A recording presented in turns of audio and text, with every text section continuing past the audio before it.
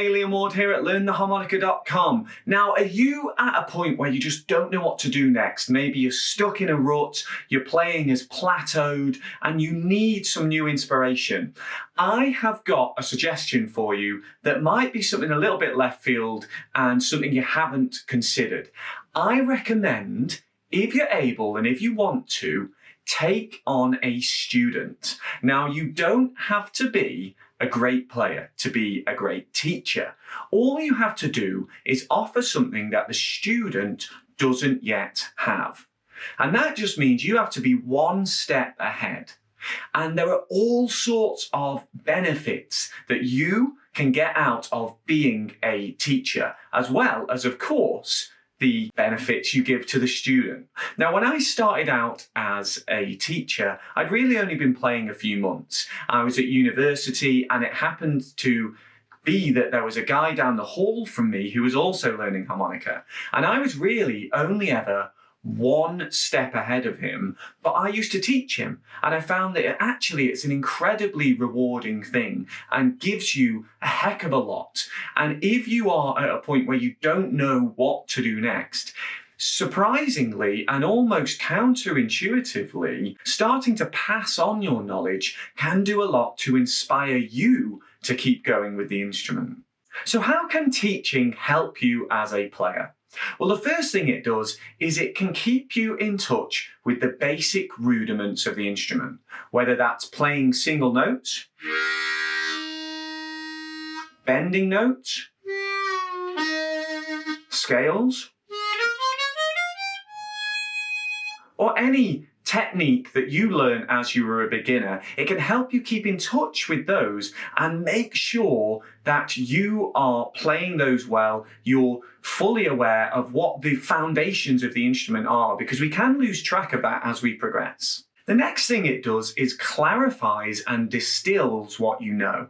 So what I mean by this is that it helps you to better understand your abilities, and that can help to further those abilities. For example, bending.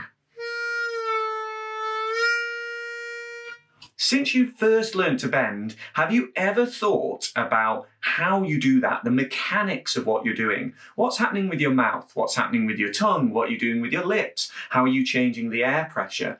Now, understanding these things and communicating them can really help to streamline your technique and push you on to improve those techniques as you go. The next way that teaching can help you is to force you to keep up your chops. So as an example, I once had a student who was really pretty good, and I found that every time he came, he was pushing me to new levels. So it was kind of a case of him inspiring me as much as me inspiring him.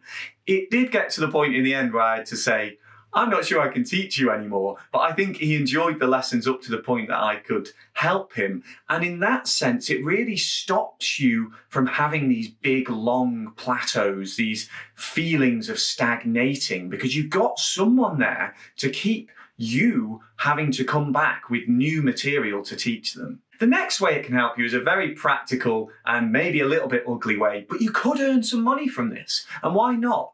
I'm not saying you should charge people. Maybe you don't feel ready for that yet, but some way down the line, you are giving your skills, and that is something that's worthwhile and worthy of payment to people. So you could make some money out of this. The final, most important and biggest and most rewarding thing about teaching is that it makes you part of the chain of knowledge.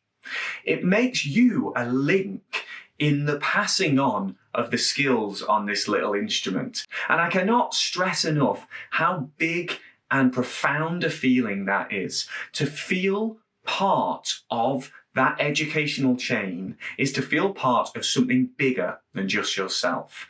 And there's nothing more important to the human experience than feeling part of that. It's incredibly rewarding. There's nothing that makes my day like receiving an email or a message or social media posts thanking me for my lessons from people all around the world. Now, you don't have to put the stuff online, but that intimate relationship you have with a student is equally fascinating and impressive to experience. It's a wonderful thing, and helping someone to further their knowledge is an incredible way of achieving that.